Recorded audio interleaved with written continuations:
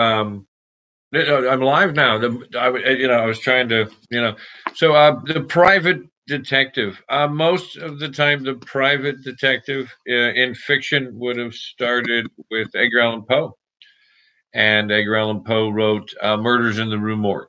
And when his French private detective, private as opposed to public, so not a police detective, though the concept is often the same, and certainly Sherlock Holmes and C. Auguste Dupin, who was the private detective featured in Murders in the Rue Morgue, which gave rise to Sir Arthur Conan Doyle's famous Sherlock Holmes, who never wore the deerstalker cap in the novels. I guess there was Hunt of the Baskervilles, Sign of the Forest, Study in Scarlet were like novella length, and then of course there were the collected short stories. Um, it was kind of an interesting story behind the creation, of every genre or trope of fiction. A trope's more conventional, almost crappy element of a genre. So genres are like hey, I like this private detective fiction. So I was there's these one. It's a little free library.org. I can embed, but I'll embed later. But littlefreelibrary.org, and there's like three within biking distance of the temple here. And I picked up Dead Air by Bob Larson. And it says, in big bold print, you can judge a book by its cover to a degree. You at least make some educated guess about whether you take it out of the little free library or not. And then you have to give the books back. It's like a quid pro quo thing. But a young girl is kidnapped by a secret cult, and only one man can help her. Will he be able to face the fury of the Dark Raven?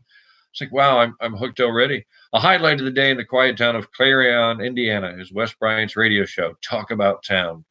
Bryant has carved a niche for himself in the day-to-day life of Clarion with his successful program and content. With the predictability of his daily routine, he tends to ignore anything that threatens his comfort zone until the dead child's voice shatters the calm of his world. On Monday, October 19th, 9-year-old Jennifer calls Talk About Town and changes Bryant's life forever. She can't tell him where she is. She can't tell him who is hurting her, but the fear in Jennifer's voice is unmistakable. And Wes is compelled by nearly forgotten convictions to discover who is abusing this child. So it's a Thomas Nelson Publishers out of Nashville, Tennessee, a Thoma, Thoma book. And it's written by Bob Larson. There's a microphone, dripping blood, radio show host, evil cult kidnapping a girl, dark ravens. So I picked that up. I love the private detective. I also picked up two others.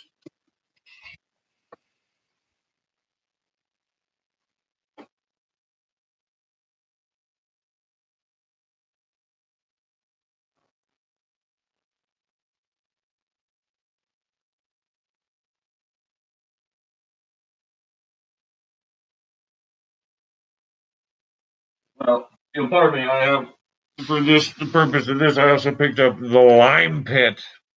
This was the Lime Pit. And this I don't know, it was like 50 cents at the Goodwill. And the roughest, toughest, but most completely convincing private eye novel in a long time, according to Publishers Weekly on the back. There's no money in this case for Stoner, but the more he finds out about Cindy Ann's pals, the more he wants to burn them bad. The rotten politicos, pain happy pimps, kinky crime lords, and the football jock who likes to hurt.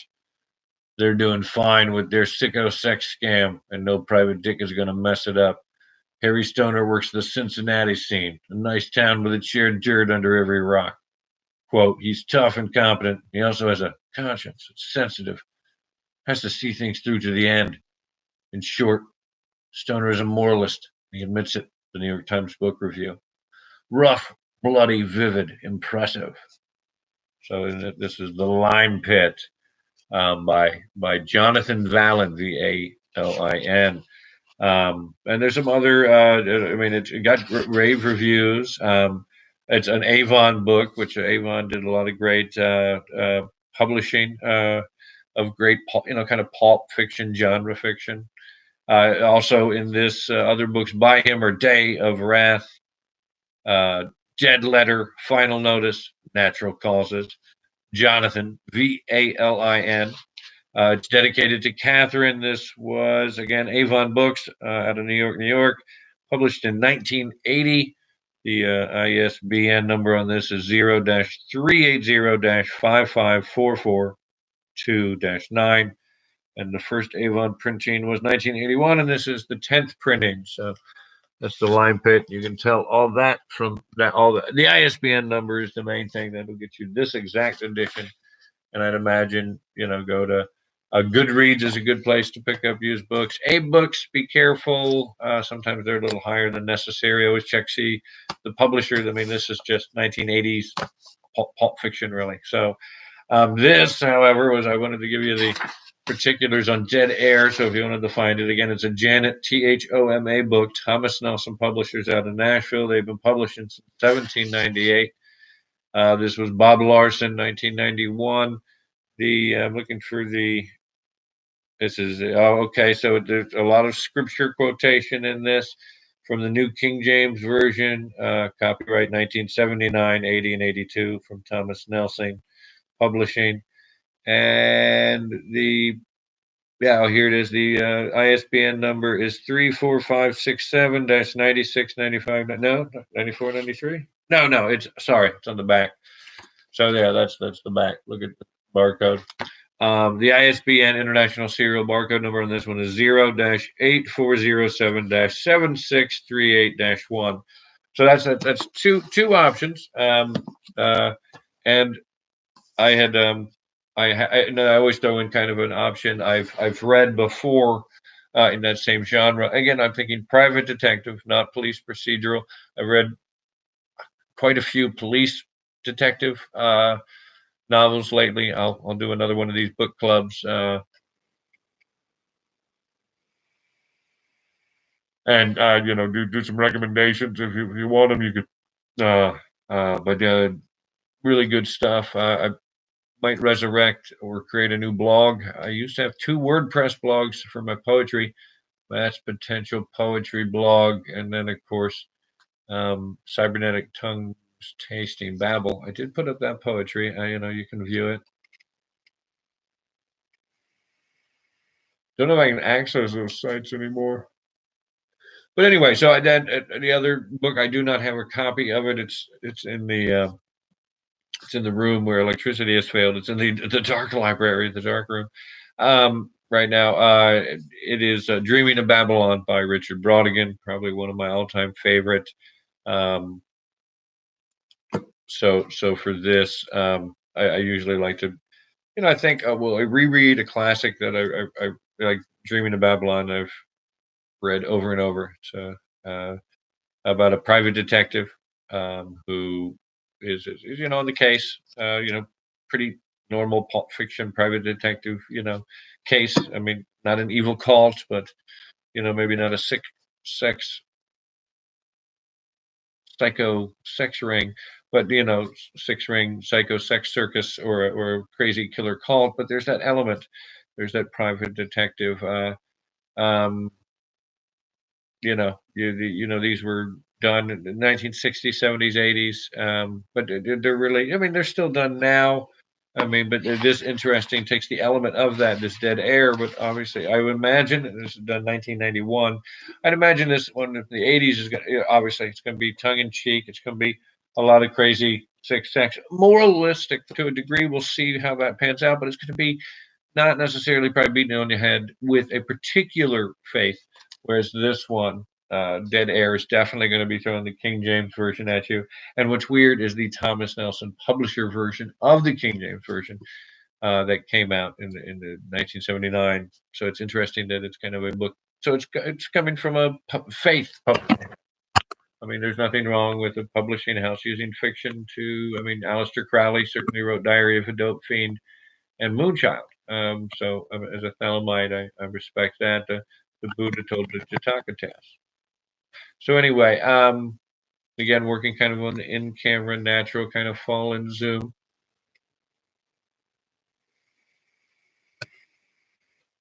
We'll probably, you've seen everybody loves the puppet head. It can go on multiple No name yet. We'll come up with a name for the yellow puppet head.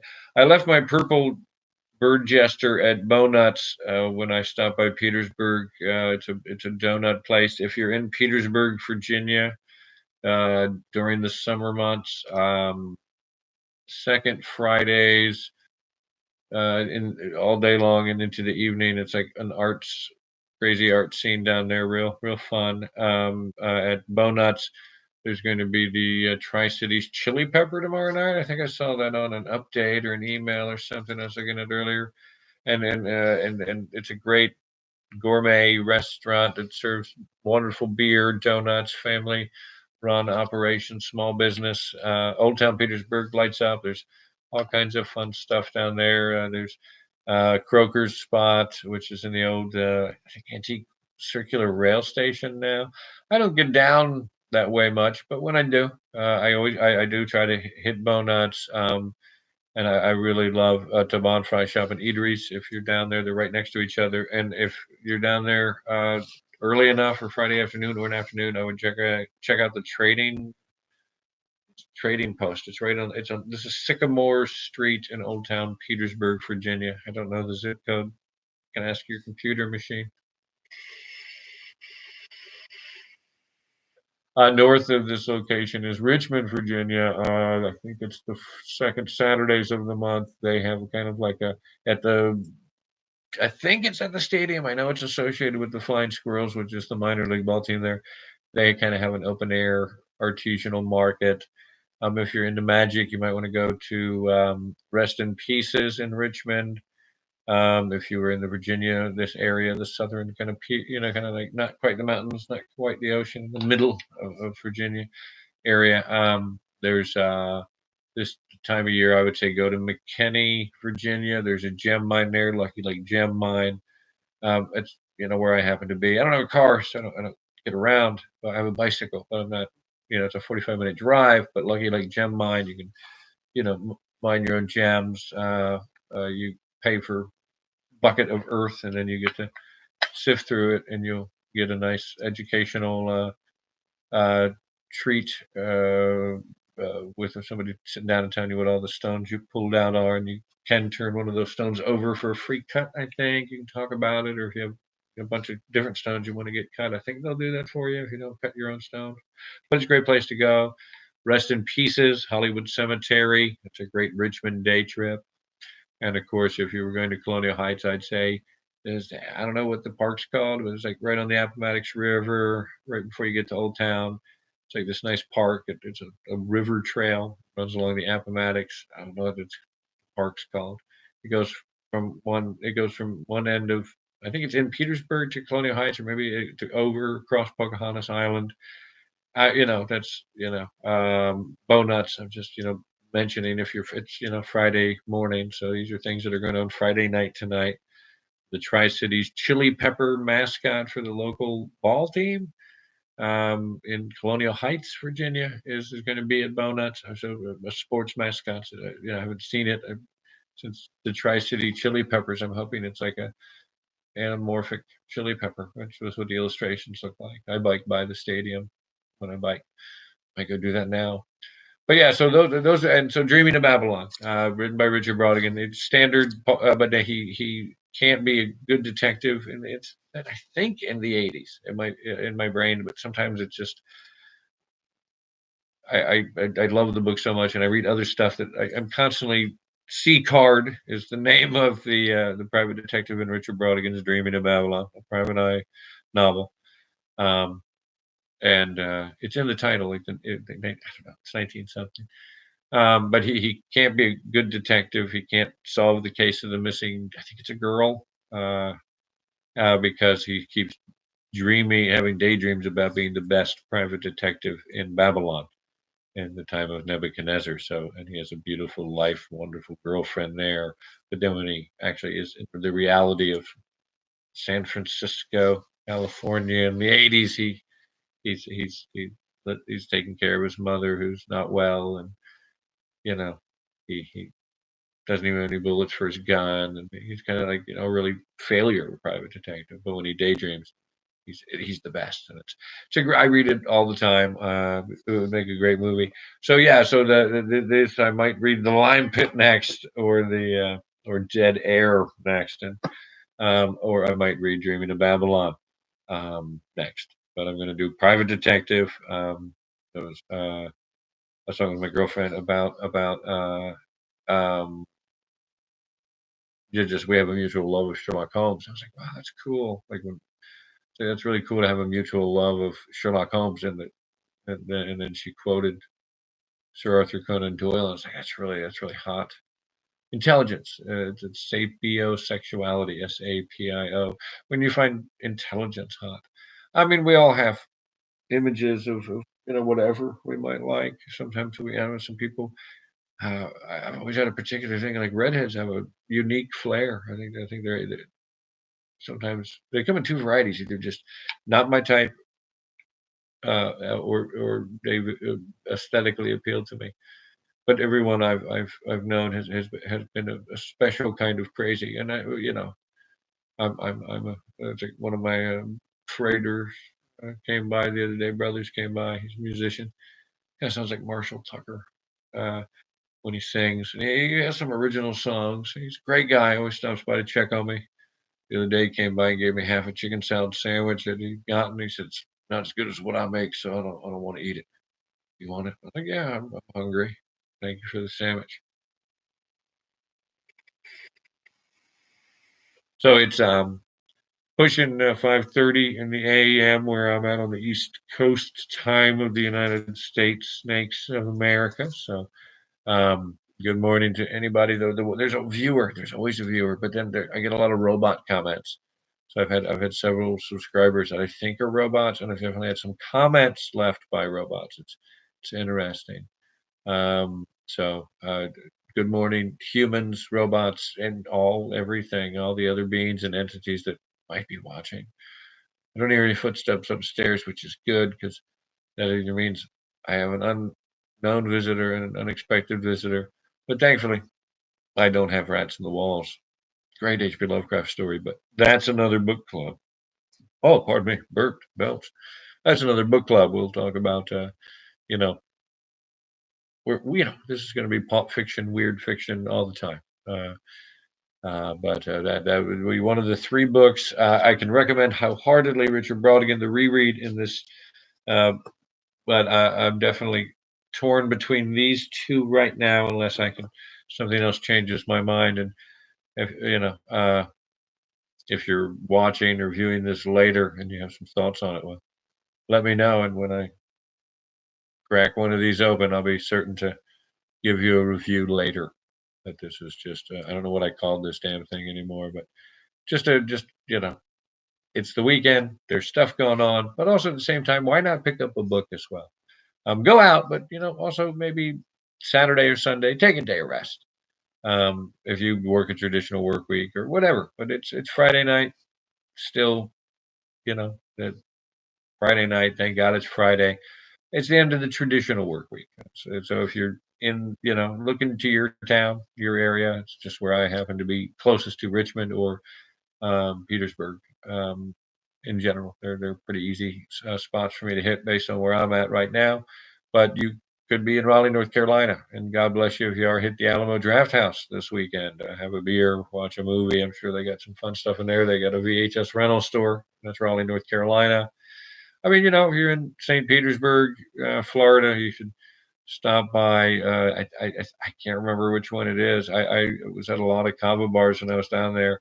A freighter of mine or a sorter of mine works at several varieties of them across the name Beulah. No, Beulah is a band. Beulah. And then it was Beulah on the Beach. And I believe my brother works at the one called Speakeasy, but then he goes to others. But maybe that's the one he works at now.